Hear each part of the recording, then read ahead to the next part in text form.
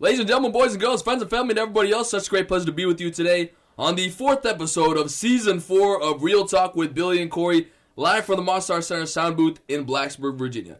Hello, everybody. Thank you so much for joining us. I'm Hot Take Billy Parvatam on hand, joined by my podcast partner, Uncle Cornelius Michael. Some people call him Cory Van Dyke. Cory, it's great to be back with you for number 4 this season. That's right, and love is in the air, of course, with Valentine's Day coming up this Friday. But also a lot of good sporting events coming up this week, so really looking forward to the slate that we have on deck. Well, I will say, you're the only one that has to worry about love being in the air because you taking me. I'm free, as they say. Free agent. Free agent to be willing to sign a contract. Maybe not a restricted contract. I want to be unrestricted free agent, but let's go. We'll stop with that. But also really special because for the 3rd consecutive week, we have a special guest joining us, making his debut on the Real Talk podcast. It is my pleasure to formally introduce the one, the only, legend, David Cunningham. Yeah. Yeah, David. Thank you for inviting me on. I'm happy to be on and talk sports with you guys. Let's get in some hot takes. I know that's what you're the king of. Yeah, and I know you were in the hot seat as all I guess say. The seat suddenly feels warmer. Does it feel warmer for you? It actually does, yeah. David is notorious on Twitter as the real D Cunna, and been a long time Hokie fan his whole life. So David, kind of take us through your sports journey. When you started to kind of love sports, maybe some of your favorite teams, favorite players you admire, and then take us to what you're doing now here at Virginia Tech. So my parents always told me the first book I ever picked up was actually like a sports statistics book that one of my uncle had. So my love of sports started right away. Both my parents went to Virginia Tech. Both graduated from here, so I grew up loving Virginia Tech. My parents actually took me in the 1999 national championship game when I was only 6 months old in a baby carrier. Yeah, so that was my second football game. The first one was the 62-0 Syracuse game earlier that season when I was only probably 3-4 months old. But I've loved Virginia Tech for forever. I honestly think Virginia Tech's basketball program, that 2006-2007 NCAA tournament team was really what struck my love for Virginia Tech because I grew up playing basketball, so I'm a big basketball guy. I love college football, don't get me wrong, but Virginia Tech basketball was what hooked me, and I don't think a lot of people can really say that. But I thought I was actually going to go into chemistry until junior year of high school, and then my professor or my teacher back at York High School, Jamie Miller, she convinced me to write for the student newspaper and be the sports editor my junior year of high school. And then that's where I fell in love with writing. And then I decided, that's actually what I want to do.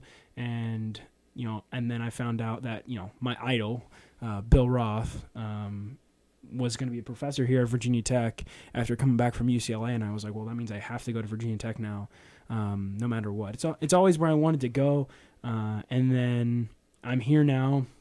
I've been writing for the Tech Lunch Pail since I was a freshman, so I'm a current junior. So about 2.5 years I've been writing for the Tech Lunch Pail. It'll be 3 in the summer. I am the current sports director at WUVT, the student radio station on campus, after taking over from Matt Atkins last year, and then Brady Hess, smooth, as Billy right. always says, the year before that. But and then I am involved with 3304 Sports. I'm the editor-in-chief of the website, former social media director. But I didn't have and Billy talked about my Twitter. I always tell people I don't think I do anything really special on my Twitter. I just tweet what everybody wants to know. But yeah, I appreciate you guys for having me on once again. And that's kind of my journey. Now I'm here. I'm a junior, and I'm not really sure what I'm doing this summer, but I was freelance writing last summer. So. Full disclosure, me and David met his freshman year because he was involved in the IMG internship, which was kind of like this. 3304 Sports is sort of the spiritual successor of the IMG internship. Tell us a little bit about what you're doing now with 3304 Sports. We had Evan Hughes and Jake Lyman on the past couple of weeks, both guys who have really helped pioneer that along with you, and they both mentioned the fact that you helped really start this website that has just launched recently. Yeah, well, so as you and Cory both know, and everybody else, I have a big writing background. I've been writing since I was a junior in high school, like I said, and I went up and talked to Bill one time, and I was just like, hey, look, is there a way we can, like, get a writing element into this, like, get a website? And he was like, that's a great idea. And so over the winter, actually, I mean, it hasn't been too long. In December, Bill was like, yeah, let's go do it. So Bill talked to the high-up people at Virginia Tech, and they were like, yeah, you got to create a website. So over winter break, I went and created this website that hosts all of our broadcast podcasts, articles, and stuff. I'm the editor-in-chief, so I'm the main point of contact for 3304 for the writers, which I think is really cool. So if anybody listening to this is interested in writing or broadcasting or doing whatever at Virginia Tech, please let me know. But yeah, I'm excited. I didn't really know what this was going to turn into when I first started, but here we are. And really quickly before I go to Cory, like I mentioned, you're the third consecutive guest we've had after Jake Lyman 2 weeks ago and Evan Hughes last week. And I've also like to call this like Cory's beef tour because he supposedly has beef with all you guys. And you mentioned your writing component. When did you and Cory like first cross paths? Do you cross paths often covering games? And do y'all have beef? Because I really think like, y'all are competitors. You work for Tech Lunch Bell. He works for Tech Sideline. Do y'all have beef? And how is that relationship like? Do you remember when we met? I don't remember when we first met. Yeah, I was trying to think when he just asked that. I don't know, one game or moment sticks out in memory, I don't think. Honestly, I remember, was it NSMA? Was that what it was? It might have been. I remember seeing you because I had friends that lived on the 4th floor of Payne freshman year. So I remember seeing you. So it was before then. It was probably NSMA. No, Cory and I don't have beef. We're actually, fairly comfortable with each other, Billy. But it's funny. Cory actually covered his first men's basketball game this past weekend when Tech fell to Boston College. But we were sharing notes, and I was helping him because he hadn't covered a basketball game before. But we were sharing audio clips of Mike Young and Landers Nolly after the game. But yeah, I don't know. Do you have beef with Jake and Evan or something? No, this is Billy's manufactured beef that he likes to create. Do you have beef with anybody? I feel like Billy has lots of beef. He's got beef list over there. I don't have beef with anybody. I just like to call people. But I will say, talking about your Twitter, because you get mad retweets, mad faves on Twitter. I don't even lie. I see some of your numbers. Cory, I know has seen some of your numbers because y'all got beef. He's got to compete with you. But you said you feel like you don't do anything special. But does that like ever really hit you at all? The fact that like you tweet something, I know you say it's not really special, but the fact that people like are actually looking at what you're saying and really taking you as especially for a standard of a student, a reputable source to look at for Virginia Tech sports information. I think it really honestly hit and like became a realization last spring because I was one of the first people to report that not that Buzz Williams was leaving, but after Buzz Williams left, that Nikhil Alexander-Walker was entering the draft and Kerry Blackshear Jr. was entering the draft in the transfer portal, and Landers Nolly was entering the transfer portal and then staying. And I was just kind of on top of all of that, and I think people came just to kind of respect me. I was keeping up with Justin Robinson and Ahmed Hill and the rest of those guys when they were going and doing their draft workouts. I was keeping up with that. So I think I have a big love for Tech football and basketball, but I think last year I really found this niche in Twitter that really appreciated my basketball coverage because, like Cory and I were talking about before, a lot of the information you get from football, it's the same information. Everybody reports the same thing for football. It's just the way you word it, and some people tell it better than others. But for basketball, Tech basketball hasn't been as good for so long. I mean, they've only been to 2 NCAA tournaments in this since 2000. So I really appreciated last season.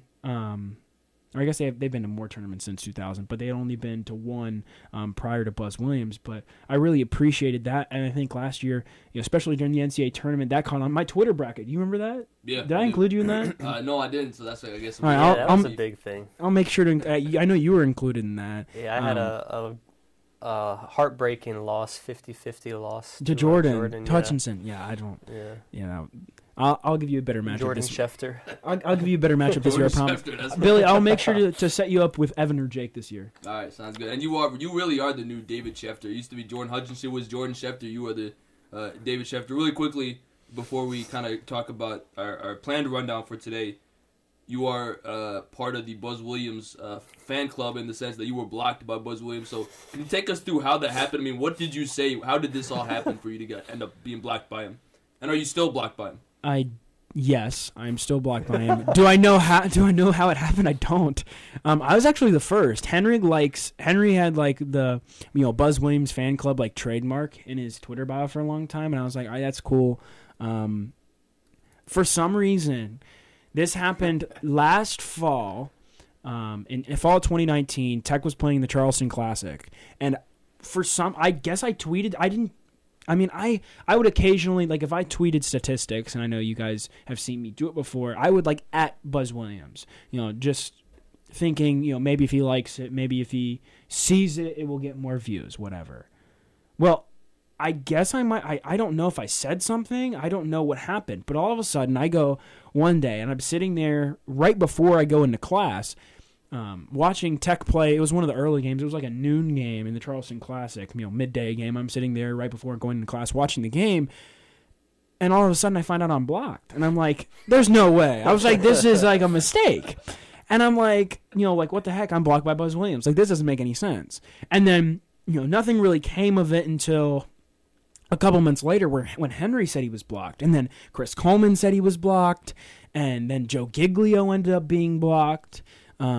Later, like in March. And honestly, I don't know how it happened, but I think there's a list of like 10, 15 people now that at least I know of that have been blocked. But I don't understand why. I never will. Honestly, I don't really care anymore. But yeah, it was funny in the moment. It was really just odd. Like, why would a basketball coach, just randomly block a member of the student media? I don't understand it. Like I said, I never will.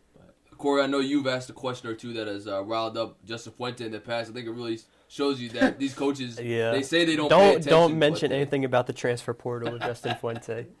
That's all I got to say. But I mean, I think it shows that it's Buzz Williams who has a beef list, not any of us here. That's true. I had nothing against Buzz Williams. I mean, he's an interesting person, but he was a really good basketball coach. And we'll get more to Virginia Tech basketball here in a little bit on the podcast. But let's start with Virginia Tech football. David, as you know, and Cory, as we've talked about, a lot of things happened over the course of the winter break holiday and even starting the course of the semester. Justin Fuente was talking to Baylor for some time. Maybe we thought he might become the next head coach. And then he doesn't have a press conference immediately after all of that settles down. He says he's coming back. Cory had his first press conference, I guess, about a few days ago. About a week ago, which you covered. And he finally addressed that, also addressed a couple other topics, which had him sort of in the hot mess. But I guess first starting with that, what was your take on how he sort of handled those questions? Do you think he handled it adequately, or was it kind of just the coach montage of nonsense, coach speak, so to speak? I mean, it was mainly coach speak, but I mean, he handled it fine. It was what needed to be said about Baylor. Saying he's talking to two teams in his life, Virginia Tech and Baylor, and his wife and family is happy where they are now. He talks to them, but now he's back and ready to go to work with, the guys that he has here. And he genuinely did sound excited about the team that he has here. He's a pretty stoic guy, doesn't show a lot of emotions, but he did kind of perk up a little bit when he was talking about the team that he has in place now. So I think there is genuine excitement there about the team that he has. And I think that's a big reason of why he came back, is because he knows that these are the guys that he's been grooming kind of this whole time, and guys that he's really expecting to have a big season this year and next year. David, I know me and Cory talked about this on a previous podcast. Wanted to get your take. What was kind of your whole opinion about that whole situation? Because I know me and Cory were talking, and again, I guess we don't really know if Fuente ever got a formal offer. But if he did, we were saying he's crazy not to take that job. I mean, Baylor, you're in the state of Texas recruiting. Lincoln Riley's always linked to NFL jobs. If he leaves, all of a sudden, you're basically an Oklahoma win away from making the college football playoff. What was your take on sort of how that whole situation unraveled? And do you think that there is sort of genuine feelings that he wants to be here at Virginia Tech. Do you want my professional take or do you want my fan take? You're here for the big bucks. Let's go with your Professional take. I honestly, because there was no proof that Justin Fuente was offered the Baylor job. There was no proof. People reported it, but it was never confirmed. And I think Andy Bitter had a really good perspective last week after the press conference, because this whole thing with Justin Fuente happened, and it was just a big. I was actually at Wake Forest covering men's basketball when the news broke, and I was like, "This can't be real. Justin Fuente's not leaving. He just signed assistants that day." And I think Justin Fuente genuinely wants to be in Blacksburg. I think as a coach, or as anybody, if you get offered a job like that, I mean, that Baylor's a pretty good job, like you guys both said. I think you have to go and at least talk to them. You don't really want to turn it down. I mean, he might be happy here, but for future reference, I mean, there might be a time down the road where that connection that he made with the Baylor guys comes in handy. Did he handle it well in the moment? Not really. And I don't know if that falls more on him or falls more on Virginia Tech's strategic communications department. I think that it could be he could have been handled a little bit better. And I think the comments he said in the press conference, like Cory said, he said he only had interviewed with 2 people in his entire coaching career, Virginia Tech and Baylor. And I thought that was a really good statement, showing the Tech fans that he really wants to be here.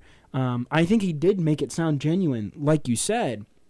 The comment that ticked a lot of people off was the thing about the transfer portal. And like Cory said, don't ask Justin Fuente about the transfer portal, but I think overall he handled it pretty well. I think, as what Andy Bitter said, going back to that, Andy said that Justin was at Virginia Tech in his office the day before and went down to Baylor, talked to them, and then came back and worked the next morning. He only missed 1 day of work. He went and interviewed, talked to them, whatever. Was he offered the job? Who knows? But he's back, and that's all that matters. And I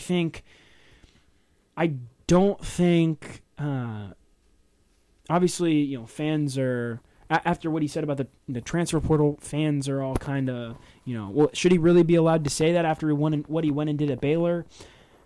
I don't know, but it seems like this is the place he really wants to be, and it just seemed like they were like, hey, you want to come talk to us about the job? And he was like, yeah, sure, and he went and did it. And I don't think, honestly, I'm not interpreting it as anything more because nothing else has been reported, if that makes sense. Yeah, and Cory, I'll go to you on this one, and you can kind of tie in the conversation about the transfer portal, because that got news on Get Up, for example. Yeah. And, no offense, Virginia Tech hasn't really been in the national news much recently, especially for football. But what was your take on that? And I guess to a broader perspective, I pulled up the list of the ACC teams here, and David, you can take a take on this too. Where does Virginia Tech's job rank among the ACC schools? Because, you look at it, obviously you're going to go Clemson. I think you probably have to throw in Florida State and Miami just based on tradition, warmer weather. And then you kind of get into some of these middle of the pack, or maybe not middle of the pack essentially, but some of these schools that have been more up and coming recently, like a UNC, which is known for its facilities. Frank Beamer almost left Tech for UNC way back when. Louisville's another school. Cory, you look at these schools in the ACC. Where does Virginia Tech's job rank? If you're a coach and you had your choices, where does it rank sort of in the ACC? Is it as attractable of a job as we've talked about in the past on this podcast? I think it's in that 4th to 5th range, kind of the second tier of schools in the ACC, with those schools that you kind of mentioned, the North Carolina, you could maybe throw in. Well, are we counting Notre Dame as an ACC school? I would say, because they're independent. Yeah, I would say football. No for not for football. So yeah, I'd say the 3 teams that you can automatically place ahead of them are Clemson, Florida State, and Miami, just because of the tradition and the history that you have there. And then I'd say, yeah, Virginia Tech is kind of in that next tier of schools that you'd put in there. I don't know, though. I think a lot of that kind of, the lure of Virginia Tech is kind of wearing off almost, where, it used to be the thing, this is, following Beamer, being at Beamer and Bud Foster and what they've built here. But that's kind of, I feel like that's wearing off a little bit almost. and it doesn't really carry the same weight that it once carried. Of course, back in the 90s and early 2000s when Virginia Tech was in the national spotlight every year. So I think, it's kind of fading off a little bit from that aspect, but it's still a school that, they have like I said, history is one of the biggest things, and they have the history that shows that you can be a winner here at Virginia Tech. You can get to a national championship, even if, it looks way off in the distance now. They've done it before. All it takes is one unique player, and that can be done ultimately, like we saw with Michael Vick. Obviously, the team was much more than Michael Vick, but just kind of putting that in place. So, I mean, it's an attractable job, but still looking at the ACC, a 4th or 5th job in the ACC, which is really even a down conference as it is. So, looking at that aspect, it's I don't know. There's definitely the pros and cons of the Virginia Tech job. So you look at it from that aspect, and you think about Fuente kind of flirting between Baylor and Virginia Tech, and obviously we all agreed Baylor was the better job, more facilities, better, more fertile recruiting ground, a better area even. So, like I said, I think it does show a sense of loyalty that Fuente does have that I think is kind of underrated, that fans always want to bash him a little bit. The crowd out there that Fuente could never do anything right, which kind of even goes along with these transfer portal comments where if you take it in the full context, the way that people were looking at it was completely taken out of context. They were completely ignoring the last statement of that, which he said, we'll look at it on a case-by-case basis. And I think more than anything, that statement about welcoming guys back or not welcoming guys back once they've entered the transfer portal has to do with just the numbers that they have on their team. You can only have 85 scholarship guys, and they're probably almost at the max. So once guys leave, they really can't come back anyway because of guys that they're bringing in and the different recruits and different transfers that are even coming in this year. So I think that has a part of it to play with it too. And really, it should have been better handled after the fact, I feel like, from strategic communications to really get on top of it and to try to control it a little bit. And, we've even seen Dalton Keene kind of speak out afterwards saying, this is a guy that Fuente's always had our back 100%. We have his back 100%. And he's, of course, not on the team anymore. He's entered the NFL draft. But then you even saw afterwards Virginia Tech football using that as a tweet. And, that's what should have been done right away. Kind of using something in-house to kind of calm down that storm a little bit. Because it was a storm, like you said. It was on Get Up. It was on national headlines, ESPN, Yahoo Sports, different things like that for something that, I was looking back, I didn't even tweet it initially when he said it. That's how much, it didn't click with me as this big thing. Because I only kind of tweet the highlights during the press conference, and that wasn't even something that I tweeted. So it clearly didn't, make this big mark on me when he was first initially going over it. David, do you see, though, I mean, again, and to be fair to him, he did say it's a case-by-case basis, and you look at, I believe, what Hendon Hooker and Deshaun McCleese did go into the transfer portal last year, ended up coming back, and, of course, they both had big years. Given that we've already established Virginia Tech's job is probably middle-of-the-pack ACC, and look at it from a recruiting perspective, we don't even win the state anymore. A lot of the kids, the best players from Virginia go to schools like Clemson and Penn State, and obviously schools out of the state. Do you see how comments that he made, even if it was slightly taken out of context, could potentially hurt recruiting? Maybe players are saying, well, if he's basically saying that, why would I go there in the first place? Yeah, and honestly, it was kind of frustrating for me because that's when I went and quoted Chris Coleman's tweet because Chris tried to put it in context, and I just wanted to clarify it, so I went in and quoted it, and I just literally transcribed the entire quote. And it was Norm Wood asking Fuente a question about the guys who were in the transfer portal then, and have they made a decision on coming back? And his answer was, we're not doing that this year. And he brought up, he mentioned Hendon Hooker and Deshaun McCleese from last year. Those guys were great, terrific, but the guys who entered the transfer portal this year, they're not going to have a chance to come back because we're not doing that. We've talked to our coaching staff, talked to our players about that, and we're just going to move on from it. We're not taking them back this year, and then after this year, it's going to be on a case-by-case basis.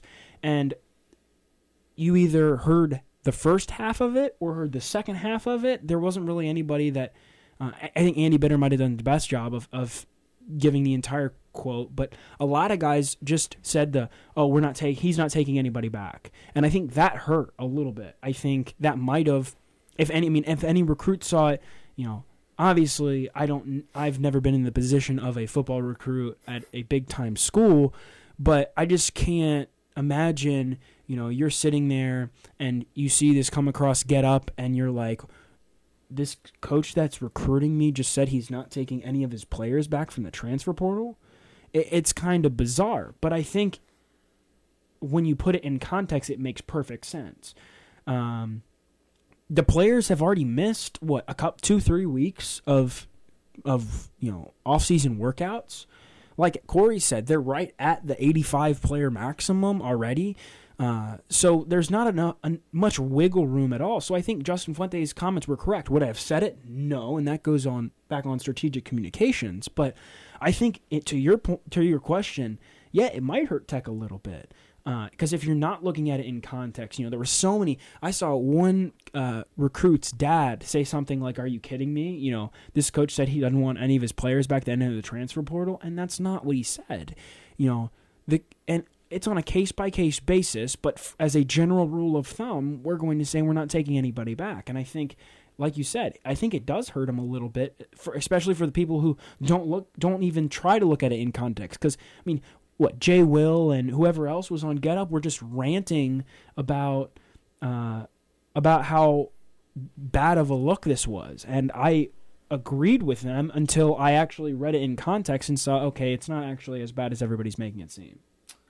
For sure, and as we look at, now that we've established Fuente is coming back, we look at the schedule, Corey. I know we briefly talked about it previously on the podcast, but the Virginia Tech 2020 schedule has been released, and a couple of noteworthy games. Penn State with James Franklin is coming into town September 12th. Maybe that's a game day game if the Hokies can get their act together. You've got UVA in town, and I think a lot of fans will like the fact that it's on Saturday of Thanksgiving break, so it's not on Black Friday. It's actually on Saturday. I think it'll give students a chance to be able to travel back for the game. You also go to North Carolina this year. Of course, everyone remembers that 6 overtime game against Mac Brown and the Tar Heels. Corey, I know we talked about at the end of the season, obviously it was tough. As you know, your last 2 games, not to remind you, but covering the team were losses to UVA and Kentucky in the Belk Bowl. But what's your thoughts on the schedule? Do the Hokies, you think, look like the favorite to win the Coastal? And what are your thoughts just on the overall schedule? Yeah, actually when you look at it, the Coastal has vastly improved, I feel like, over this offseason. You look at a team like, obviously Virginia Tech, we're returning 19 starters, I believe it is, and had 8 wins last year and was 1 win away from beating UVA to win the Coastal. You have a team like UNC coming back with Sam Howell, and he's, put up the best stats of any quarterback in the ACC. I think we can all agree Trevor Lawrence is the best quarterback in the ACC, but Sam Howell put up the best stats of anyone. He's coming back for another year in that offense and another year to kind of get those pieces in place in UNC. You have, we say it every year, Miami. They actually now have a quarterback potentially in Derek King. He was even a Heisman potential guy going into this year before he played 4 games and redshirted with Houston. He's likely going to be their quarterback. That's always been the missing piece of this Miami team is they've never had a solid quarterback that can even just be a game manager. Now you throw in a guy potentially there that has been a star in the past. We don't know what he'll be there. That's another team you can throw in there. And then, Pitt's been a good team every year, will be, a solid team defensively, just comes down to offensively. And then UVA is the returning champion in the ACC Coastal, and don't really know what they'll have back in terms of Bryce Perkins being gone, and Brennan Armstrong will likely be their quarterback. But I think the Coastal will be stronger than it was last year. I think Virginia Tech does kind of have the inside track right now because of just all they are bringing back and, have all these key pieces returning. Hendon Hooker specifically at quarterback, and who knows, it might not even be his job with the quarterback battle that they'll have going on and just all the defensive pieces in place. So I think Hokies do have an inside track, but I also think that the Coastal will be more competitive than people kind of think it has been in the past. David, what are your thoughts on the schedule? Are the Hokies, like Cory said, the inside track favorite to win the Coastal? I think, my first thought was the schedule is really convenient.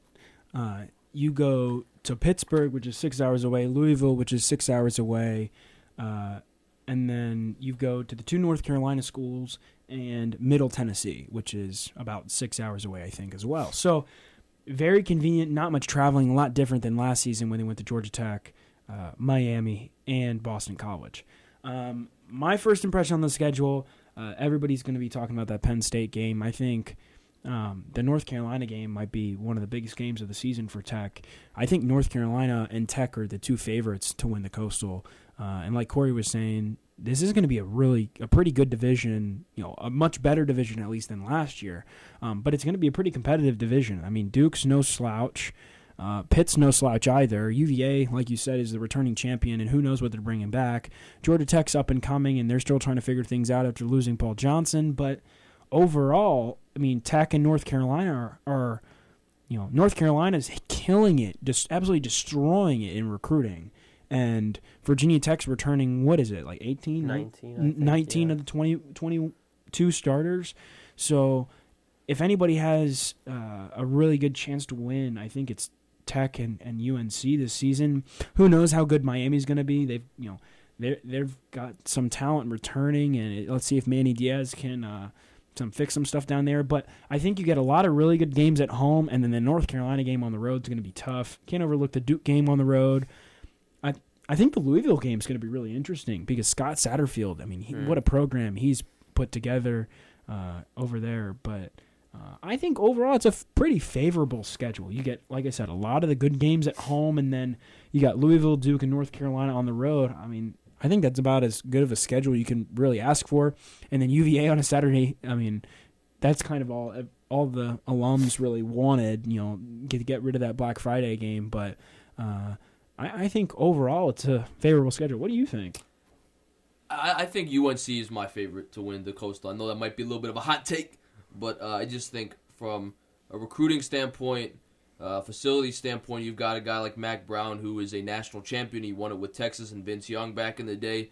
And then you look at, the game that these two teams played, I think you could make a very good argument, and I mean really not much of an argument. When you play 6 overtimes, either team could have won that game.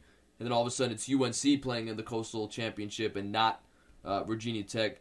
I think UNC right now, Sam Howell, a little bit more experienced than Hendon Hooker, because don't keep in mind, at least if he's going in as a starter next year, he didn't even play for much of that however long game was. Felt like 7 hours instead of 6 overtimes. But I guess really quickly before we kind of transition away from football, I know it's our way too early prediction, as we say. But, Cory, if you have to look at the schedule, and I'll go to you, David, after that, what is your prediction? Right, as we say right now, obviously we know stuff can change even tomorrow, but right now, today, what would be your prediction for this schedule? And I guess based on your record, we'd figure out if the Hokies make the Coastal Championship. Way too early prediction. I'll go 9-3. David? I'm deciding between 9-3 and 8-4. Honestly, I think I'm going to take the under and go 8-4. I do think they make the ACC championship, though. I do think they win the Coastal. I'm also going to go 8-4, but I'm going to say they will not make the Coastal Championship because I think they end up losing to UNC. And if I'm not mistaken, like the ACC games that you play outside of your division, those count towards your ACC record. They do, right? Yeah. Okay, so we're playing Louisville, which is not exactly a cakewalk non-division ACC. You're also not playing Clemson, though, or anyone like that. So yeah. That other teams but are playing. To your point, Louisville, like I said, that Louisville game's not going to be easy.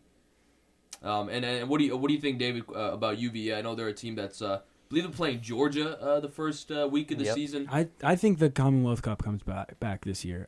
Don't get me wrong. I think Virginia is going to be pretty good, and they're going to have all the momentum, but it's going to be back in Blacksburg this year. It's going to be on a Saturday.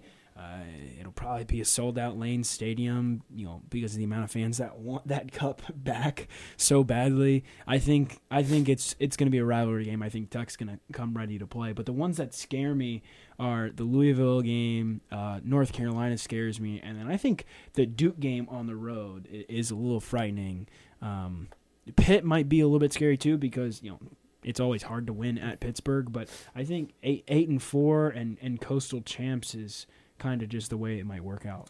Corey, I know it's tough for you because it was your senior year and the streak ended. Sorry for reminding you. But does it kind of give you any comfort that at least the loss happened in Charlottesville and you think because another thing we didn't mention, I believe UVA is also playing Clemson next season. So what are your thoughts on that? Do you think the Hokies end up taking back the Commonwealth Cup? Yeah, I mean, that's what my way too early prediction says, is that we'll beat UVA. And, of course, they have a lot more question marks, I feel like, than we do, and they'll have to be either answered positively or negatively for them based upon their quarterback play that they have. But, I like the pieces that Tech has returning more than, the question marks that UVA has. And one thing we know for sure, Bryce Perkins is not returning, and so we'll see what happens with the Cavaliers. But a good discussion on Virginia Tech football. Want to briefly give a shout-out to two Virginia Tech football alums. You had Ricky Walker and Cam Phillips in the XFL. And Cam Phillips scored a touchdown. I believe he plays for Houston. Roughnecks with Bob Stoops and those guys. He scored a touchdown. And then Ricky Walker was the first player ejected from a XFL game. I believe I saw that tweet from the real D. Cunningham. So thank you, David, for that stat. But, hey, Hokies making news. I don't think it was me, but you tweeted it though for sure. You had. I probably just retweeted somebody. He tweets so much you can't remember what he tweets. Yeah, well, the Hokies made their mark though in the XFL. They did make their mark. The Cam Phillips touchdown was actually pretty impressive. But yeah, I'm still trying to figure out what happened. Somebody said it. It was very uncharacteristic, I think, for Ricky Walker to get ejected. Like, we never saw him really do anything wrong at Tech. He was one of the nicest guys to talk to. He would be like the guy pulling back someone I know. from doing that. It was very surprising. But, yeah, they definitely made their mark.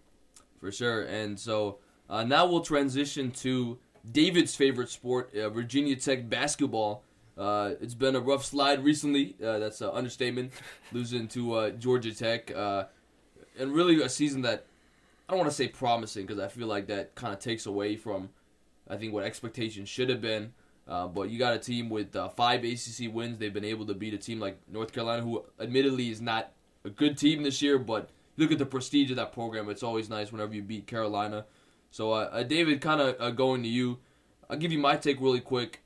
I just think fans were spoiled last couple of years. Buzz Williams had taken the team to 3 consecutive NCAA tournaments, which hadn't happened since like the 80s. I'm not sure that they had ever made. They had never been to 3 straight. They had been to 2 straight in the 80s, like you said, but they had never been to 3. So that was a record. But yeah, they had been spoiled. Buzz Williams built up this program once again, and yeah. So my take is fans, I think, were a little bit spoiled coming into this season. Maybe had a little bit too high of expectations, and now to give the Hokies credit, they raced out to 5 ACC wins. They've kind of come back to earth. They've shown their youth. But what's been your take on the season? And I guess a bigger picture perspective, what's a realistic, you think, finish for the season? You guys remember when Tech beat Michigan State in the 5th game of the season? Yeah. That seems like it was years ago.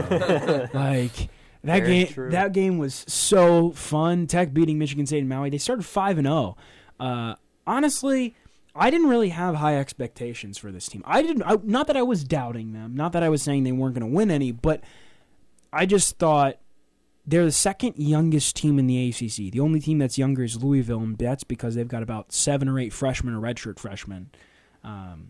Tech is right there, second to last in the ACC in terms of average youth, and they've got a couple kids that are, 2 kids at least, in Jalen Conan, Naheem Aline, that are freshmen, true freshmen, but they reclassified, and they're supposed to be playing in their senior year of high school right now. It's crazy how that youth combined with John Ogiaco's youth, he's only been playing basketball for 3 years. So you combine all of those guys together, and it's just tough because they haven't had that much time together. They're so young compared to some of the other teams. I mean, you look at Boston College, everybody thinks we should be beating Boston College. Boston College is one of the oldest teams and one of the most veteran teams in the ACC. We had a chance to beat them both there and in Blacksburg, and yeah, we came up short, but I think they were both really good learning experiences, and it's just been tough because Tech hasn't been consistent. It's been a different player performing every single night, and it seemed like there were times where nobody was really performing well, and then Tyrese Radford magically came out of nowhere and led Tech in scoring. That was at Georgia Tech. I think overall, Mike Young's done a very good job, though. He's getting the recruiting back on track. I mean, he sold out. It's in the teens. The amount of games they've sold out this season, I don't think they sold out any games under Buzz Williams until like his second or third year. I might be wrong on that, so don't quote me on that. But Mike Young has sold out I think 12 or 13 games so far this season. He has the fan base engaged. He's built a culture. It's just whether or not he can get his players in, and I think they're 5-8 right now, or 5-9. I think 5-8. 5-8. 5-8, yeah. So they played 13 games. They got 7 more to go. You've got 4 games at home, 3 games on the road. Your games on the road are at Louisville and at Duke. 2 of the That's 2 losses. More difficult games, yeah. And then at Notre Dame. Your games at home are Pitt. Let's see if I can do this without looking. Pitt, Virginia, Clemson in the last home game of the season, and then Miami. So you've got some really good chances to win some games at home in front of your home crowd. I honestly would like to see them get 500 in the ACC, but I don't think that's going to happen. I think they win.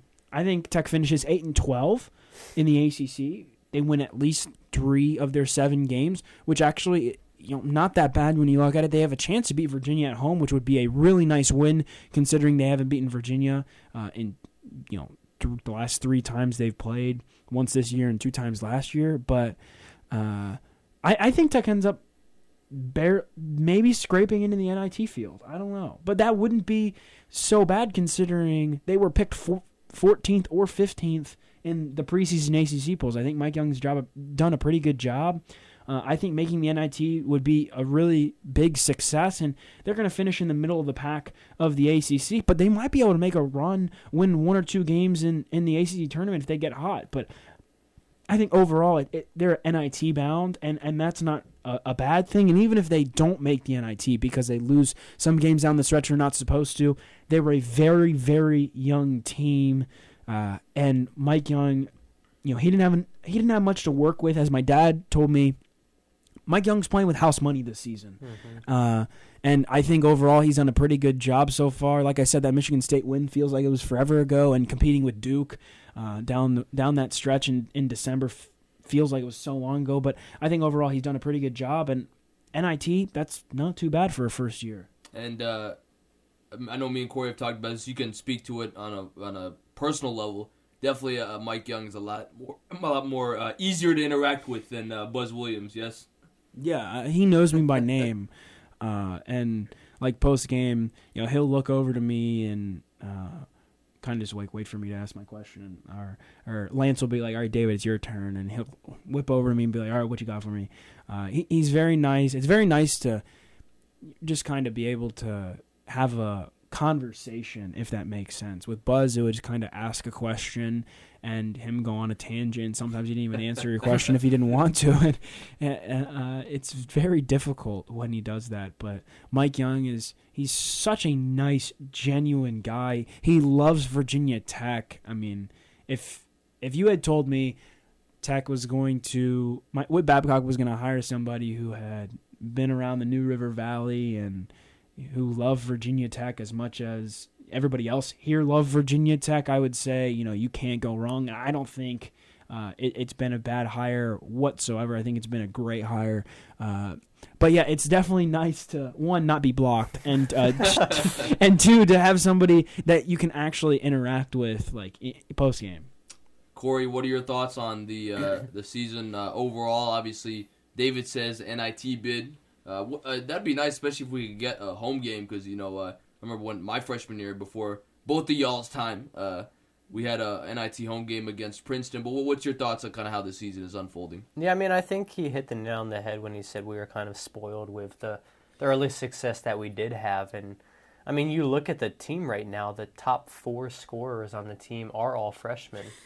You have, of course, Landers Nolly, redshirt freshman, Tyrese Radford, redshirt freshman, and then 2 true freshmen in Aline and Cone are the next 2 scorers after that. So you look at, that's over 50% of your scoring. I didn't do the exact math, but I'm sure it's over 50% of your scoring is coming from freshmen. And the fact that they were able to win 5 ACC games so soon was even kind of a testament to, the way that Mike Young was able to get these guys playing at a high level so quickly. And, things have kind of hit a wall recently. They always talk about, freshmen kind of hitting a wall over the long stretch of a season, when it's not these freshmen that you see at Duke or Kentucky and stuff like that.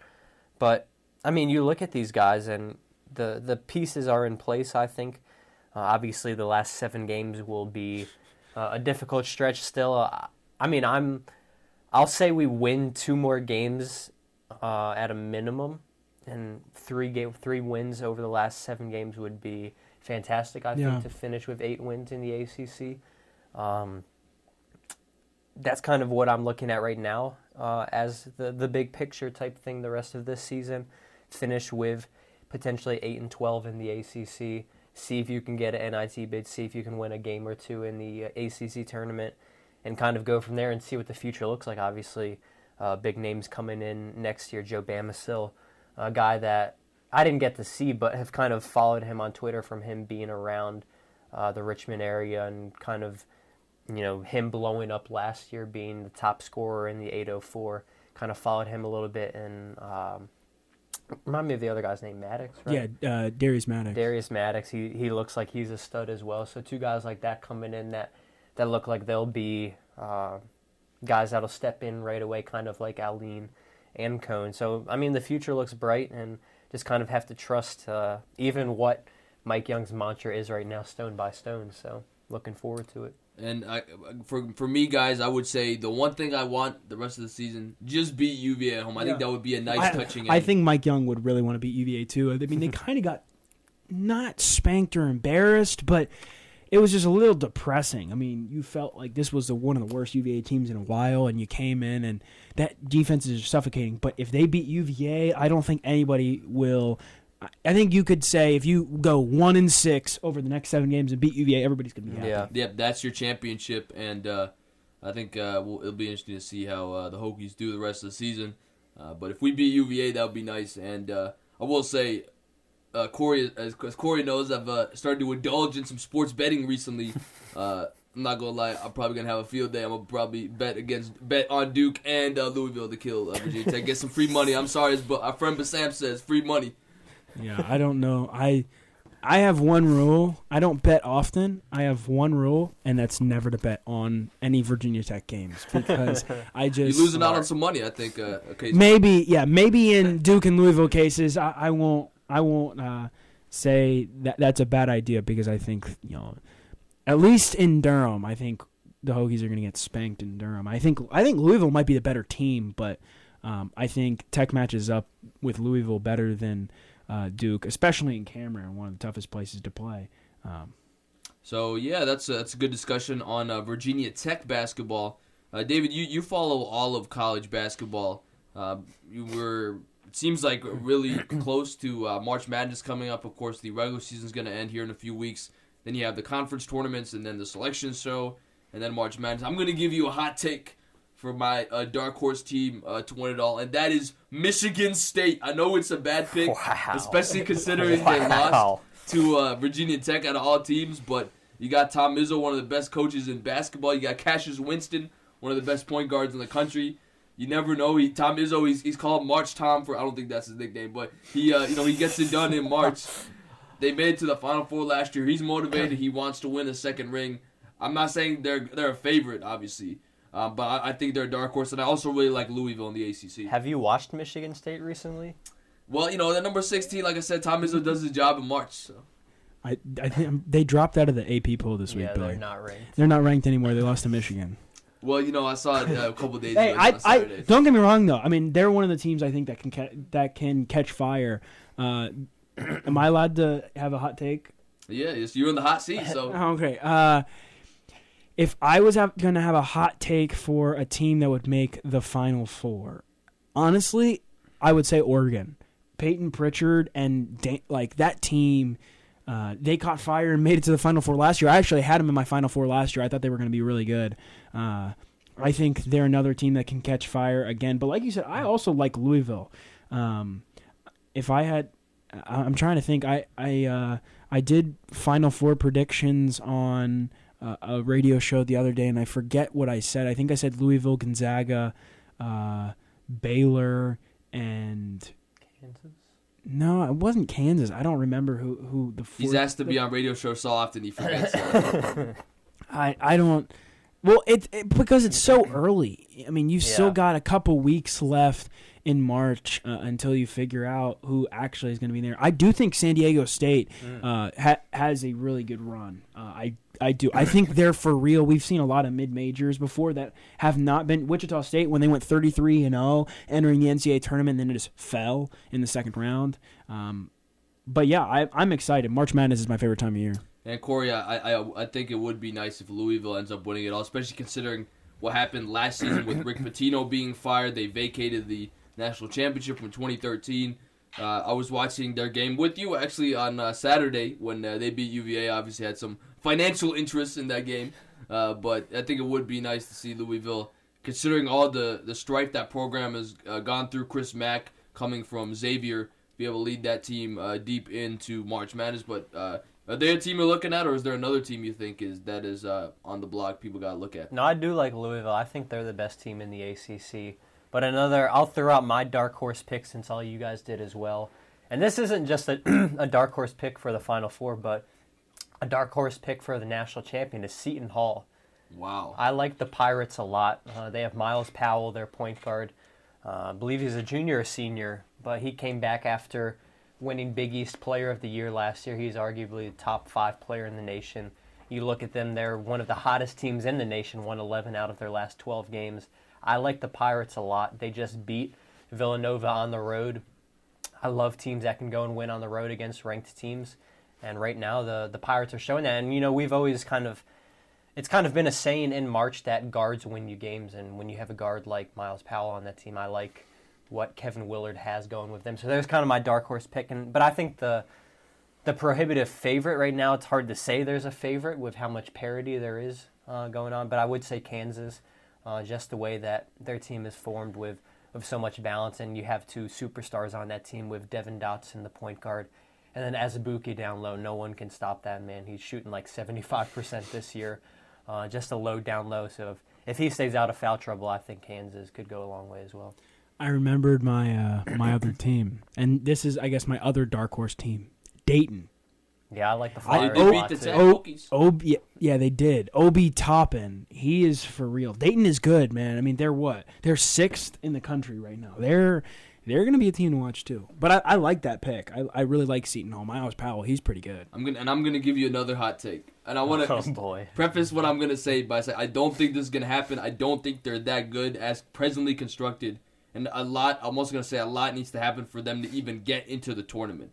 But and probably means you're gonna have to win the ACC tournament. North Carolina. But if North Carolina can bring it together, you got Cole Anthony. I'm just saying they got a lot to get through, and I think they probably have to win the tournament to even get a bid. But you can't. I think you can't count out these elite coaches in come this time of the year. Obviously, I don't think it's gonna happen. I'd say it's a 1% chance, but if it's a 1%, it's not 0. Last time I checked, so I think they could be a team. I'm not saying they will be. But I think if they can somehow win the AC tournament, you never know. Another team that I'll throw out there as well, kind of a dark horse team, which they have one of the most confusing resumes. I read on The Athletic Seth Davis's kind of rundown every week. It's called his Hoop Thoughts, and he talks about Kentucky. They have one of the most confusing resumes, some of the best wins in the nation, but also some of the worst losses in the nation as well. You look at them and what they have. Ashton Hagens, SEC Defensive Player of the Year, leading the charge. Nick Richards has really developed into what people think is a lottery pick as their center. And then Emmanuel quickly, a fantastic guard, shoots 90% from the foul line. That's what you look for in a team down the stretch. Can they finish a game at the foul line? Kentucky has those players that can do it. And this isn't necessarily your typical Calipari team with all freshmen kind of leading the charge. It's a lot of sophomores and juniors with his team this year. So I think they're a potential team that definitely has all the talent to go all the way. It just kind of, if he's able to piece it all together like he's done at the end of some previous years. I'm also going to throw in one more team, the other team in North Carolina, Wake Forest. I'm just joking. That was a joke. The Duke Blue Devils, in the sense that Coach K's teams have made it to the Elite Eight the last 3 years, but have yet to advance to the Final Four in quite some time. So I wouldn't be surprised if they go on a run, and Coach K, of course, I think wants another Final Four. And it's been a decade since you won a national championship. I think that last one was in, I shouldn't say 2015. It's been half a decade. They beat Wisconsin that year, and then before that, Butler. So they win about every 5 years or so. 2010, 2015, it's 2020. I'm just saying that, if I'm doing the math, you never know. So are you telling us right now to place money on Duke? I would place money on the Duke Blue Devils. You heard it first. Yeah, so if they win, you can call me up, and if same thing with North Carolina and Michigan State. But that's a good discussion on March Madness. Before we close the podcast, David, one thing that we haven't done in some time that we typically like to do with our special guests is have a rapid fire round. Okay. So you got to be ready for this rapid fire. All right, I'm ready. And I'm sure your seat's getting hotter. That's what they always say every time it happens. I can see the flames. Feels like it. Yeah, for right. sure. So here we go. Hit me, Billy. Favorite Virginia Tech athlete? Current athlete. You could all time. Deron Washington, former Virginia Tech men's basketball player. And for the fans that might not know, any idea what he's doing now? He's playing over in Italy, actually. Nice. Favorite dining hall on campus? West End. A favorite food you like to get from West End? Definitely chicken Caesar wrap from Wrap World. I love it. I got it probably 3 times a week freshman year. Oh, I thought you were gonna say the lobster. I know that's very cheap on campus too, I guess. But one team, one opponent, one sport. What? So if this is Virginia Tech, you could say who their opponent would be. What sport? Like what would what would be your ideal game, ideal sport you'd want to go to? For Virginia Tech. Well, it can be. I was assuming you were going to pick Virginia Tech, but it could be any sport, honestly. That's a really good question. Any team, any opponent. I don't know. Like if I could see any sporting event in the world. Yeah. Definitely Barcelona, Real Madrid, El Clasico. I think that's kind of out there just because it's soccer, but I'm a big soccer guy. One of the biggest rivalries in the world. If not that, Duke UNC basketball. We saw the craziness that happened last Saturday. I mean, that rivalry, that is one of my favorite rivalries of all time. And I want to stress that this is an express round, so I know where you're going. College football or the NFL? I'm a college football guy. I do respect the NFL though. NBA or college basketball? College basketball. If you could see one athlete in person that's currently playing, who would you see? Probably either Messi or Ronaldo, one of the two. I mean, actually, I have seen Messi in person. I should take that back. Wow. I saw Messi play when Barcelona came over, like 2012, 2013. They came and played Chelsea in DC. Chelsea's my team, so I went and saw Chelsea, Barcelona in FedEx. I don't know. I might go with LeBron, but I feel like that's like a kind of a normal question, a normal answer. Definitely, probably Ronaldo because I haven't seen Ronaldo yet. I mean, Ronaldo's a soccer god. Corey, I'll let you jump in on that question too. I would say LeBron because for me, I think what's different about basketball as opposed to baseball and football is that the player is partly masked by like the gear that they wear. So like baseball, a helmet. Sometimes you see the helmet, and then the football player, of course, you don't see their face, see the helmet. I just think from that perspective alone, And also, you look at the NBA and basketball in general, the star has more of an impact on the game than a star can have in baseball or football. Yeah. So I'm going to say LeBron James for me. Who would that be for you? Yeah, I think, showing my bias, I'd like to talk to Dak Prescott, kind of pick his brain a little bit. That'd be cool. As a Cowboys quarterback, and all that goes into that, and him, of course, being, starting quarterback of my favorite team. So. Well, I will say, look at the variety in choices between me, David, and Corey. I say LeBron, he says Ronaldo, and Corey taking a step down. I respect. I respect it though. I really do. I mean, that'd be like me getting a chance to go talk to. Oh, I don't even know. I mean, I think sitting down and talking with Lamar Jackson would be really cool. Yeah. Just like his entire journey. There's a difference between Lamar and Dak. Let's not get it twisted. They're both. They're both NFL quarterbacks making millions of dollars. Yeah. But even in that sense, they are a little bit different. But David, that's about does it for our podcast. Thank you so much for coming on. I appreciate you guys for having me. Thank you. And Corey got a lot done on our fourth podcast. Of course, the real D Cunningham in the building. That's right. But getting a chance to really analyze Virginia Tech sports from a football perspective, from a basketball perspective, even giving a shout out to the XFL, and then of course March Madness, one of the best times of the year coming up. I think it's even though it's quote unquote one of the down times in sports with the Super Bowl and right before March Madness, I still think there's a lot to look forward to in spring training too, starting this month. That's right, and like you said, there is quote unquote dead period in sports, but there really never is. There's so much going on right now, and really get into the swing of things of college basketball, my favorite sport particularly. So looking forward to that especially. And like you said, March Madness coming up. We're in kind of the end of conference stretch, and looking forward to that and all that will be made over this is March and that time to come.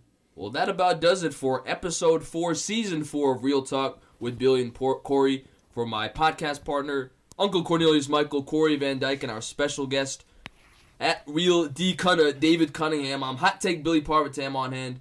We say so long to you for just a while. Have a great week, everybody. See you next time. Love you 3000.